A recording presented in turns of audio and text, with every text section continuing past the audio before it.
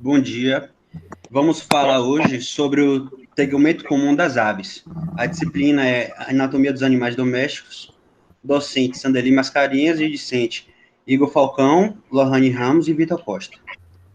O que é? O que ele compreende? As aves, elas compreendem a pele e a estrutura derivada dela, como pelos, unhas, penas e glândulas, que se dividem em sudoríparas e sebáceas. E varia do local do ambiente que o indivíduo se encontra. E o tegumento comum, ele fornece proteção ao indivíduo.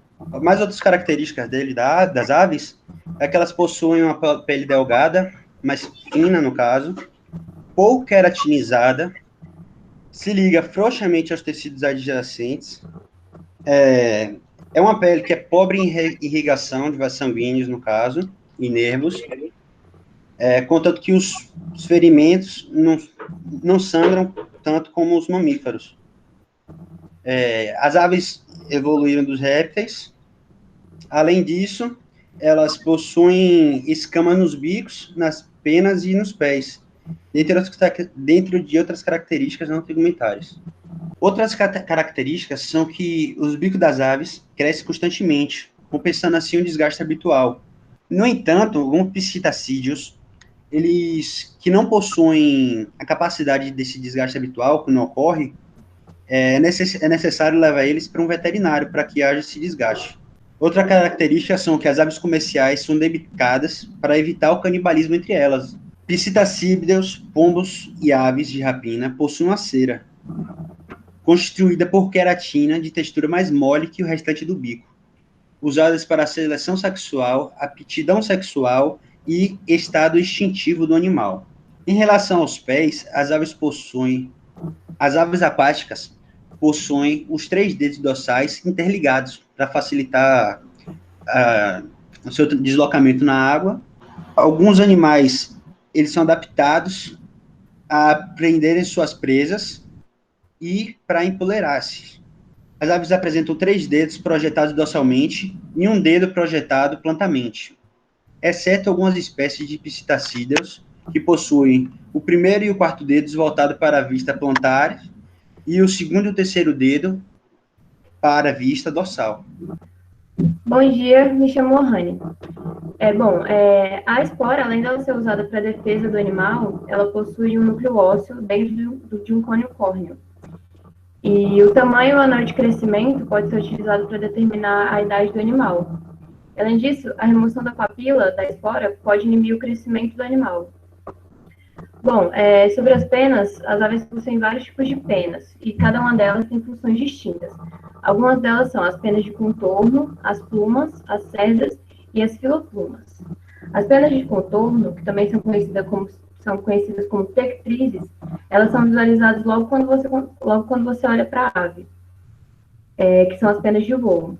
E as penas de contorno da asa são chamadas de remiges, e as penas da cauda são chamadas de retrizes. E elas são para direção e frenagem do voo.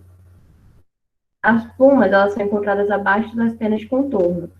E elas auxiliam no isolamento térmico das aves, na flutuação das aves aquáticas também.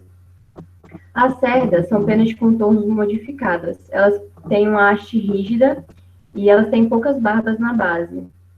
Elas ficam, por exemplo, nos pica-paus, elas sempre ficam ao redor das narinas. E nas corujas, por exemplo, ficam ao redor da boca e dos dedos. A função é mais na sensibilidade do tato das aves.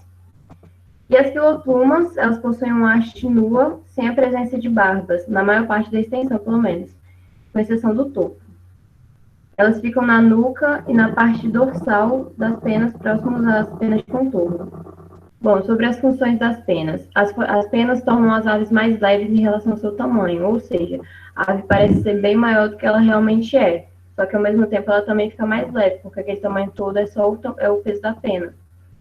E elas aumentam a eficiência no ar, protegem toques mecânicos, radiação, temperatura, agentes químicos e biológicos, termorregulação, igual eu falei sobre as plumas, e comunicação. Por exemplo, a gente sabe que no pavão as penas são usadas na época de acasalamento, para poder cortejar a fêmea, E além disso, também pode ser usada como camuflagem, né? Seja para a ave poder se camuflar para se esconder ou para ficar camuflada para poder caçar melhor. Bom, a constituição da pena tem o cálamo, que é a porção semi-transparente, ela é arredondada e ela é oca, e ela termina no umbilico proximal. E tem a haste, que dá sustentação à estrutura laminar, e é formada pela associação de estruturas filiformes das barbas, que se unem por ganchos, mantendo as barbas unidas, dando aspecto laminar característico da pena, aquele aspecto que a gente vê meio plastificado. Temos também a questão das penas de contorno, que são visíveis e modificam o contorno do corpo, asas e cauda. Temos as penas do voo, e como exemplo de plumas, temos aquelas que são escondidas, elas estão localizadas de forma escondida abaixo das penas de contorno, que funcionam também como isolante do corpo. Mais uma vez enfatizando, agora em relação à quantidade, temos as remiges, que são as penas das mãos e dos braços. Penas das mãos são cerca de 10 penas em cada asa. As penas dos braços variam de espécie para espécie, entre 10 a 20 penas. As retrizes são aquelas penas, como já ditas por Lohane, responsáveis pela fainagem e por dar a direção da ave. E elas se apresentam de 6 a 10 pares por penas, também variando de espécie para espécie. Aqui a gente vai mostrar um pouco e falar sobre um pouco o desenvolvimento das penas. Primeiro, ocorre uma elevação do mesoderma, a papila dérmica é formada, onde ela também fica coberta pelo ectoderma. Essa estrutura se aprofunda, formando uma depressão, conhecida como 24, que são as penas de erupção e a subsequente perdida. A partir da camada germinativa, vai havendo a deposição de creatina e a pena vai sendo formada. Uma pena é originada apenas do ectoderma, porém, em função, ela é nutrida pelo mesoderma vascular. A derme é espessa e vascularizada, epiderme é fina e não vascularizada, e a ponta de entrada é porta de entrada para infecções quando lesionada. Em relação às glândulas, vamos ter 3 tipos de glândulas. A mais importante delas é chamada de uropigeal, e a função dela é fornecer um tipo de óleo que funciona como tipo de lubrificante para a limpeza das penas, e nas aves aquáticas funciona como impermeabilizante, além de conferir uma importante proteção bacteriana. Ela não está presente em todas as aves. Tem algumas aves que não possuem essa glândula. Elas estão localizadas dorsalmente às vértebras que formam as penas das caudas. Então pode ser encontrada e facilmente visualizada dorsalmente. Tem uma outra tipo de glândula que é chamada de auricular. Ela secreta um cerumen. Elas estão presentes ao redor da orelha externa. E a última glândula presente nas aves, que são chamadas de do vento, ela secreta um muco, tem a sua função associada à fertilização interna, sendo outras ainda desconhecidas. As aves não possuem glândulas sudoríparas, ou seja, elas não suam. Elas perdem calor através da pele, que serve como glândula holócrina, e a evaporação, e também evapora pelo sistema respiratório. Eu separei 2 curiosidades para tá relatando.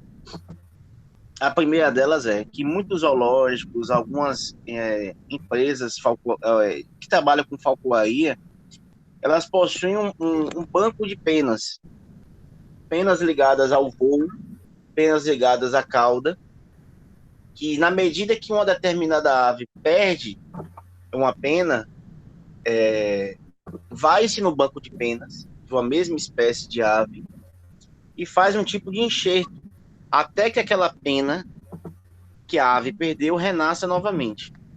Uma outra curiosidade, isso aí eu posso até estar fazendo uma analogia, uma comparação, uma correlação com o sistema nervoso simpático, acontece nos falcões carcaiais, que são esses falcões à esquerda. A gente consegue perceber uma variação bem drástica na tonalidade de cor das ceras. Uma se apresenta mais avermelhada e outra vai estar se apresentando logo abaixo de forma amarelada, mas também pode se apresentar de forma pálida. Ao que se dá isso? As aves, quando encontram-se em estado de estresse extremo, estado de luta, quando está lutando ainda para capturar uma presa, ela se encontra exatamente nesse estágio da imagem de baixo. Ou seja, essa região da ceia, que é uma região extremamente vascularizada, ela perde a vascularização dela, que a vascularização dela acaba indo para os músculos, para as patas, né? Para as garras, e ela fica nesse estado de palidez, como a gente pode observar. Já quando a ave está relaxada, quando ela está em um grau de subordinação em relação à presa, ou em relação ao ambiente que ela se encontra, ela vai apresentar exatamente essa extensa ou essa intensa vascularização na região da ceia. Então, essa foi a nossa apresentação. Muito obrigado a todos.